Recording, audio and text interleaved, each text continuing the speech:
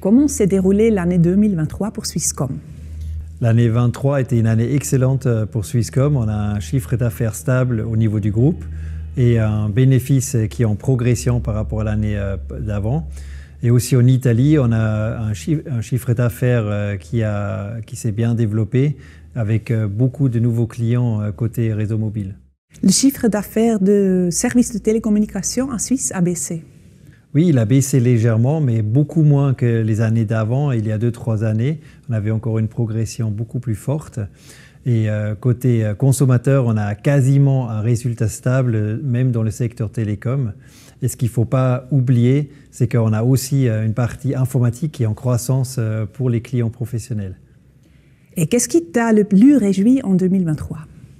En 2023, on a gagné tous les tests concernant les réseaux et le service client, ce qui m'a beaucoup réjoui. Et c'est grâce à l'excellent travail des employés, ce qui réjouit finalement nos clients.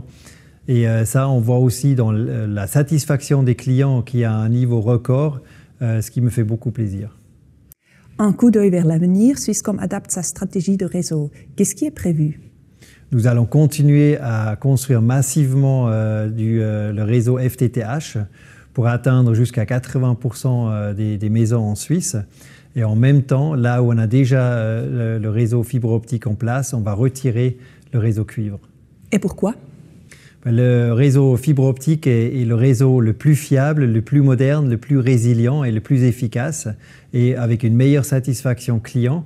Et en même temps, le réseau cuivre au niveau suisse consomme 100 gigawattheures de courant. C'est l'équivalent d'une ville de 20 000 personnes. Et donc, en enlevant le cuivre, on peut contribuer à une économie de l'électricité au niveau de la Suisse. Swisscom va investir plus de 100 millions de francs suisses dans l'IA.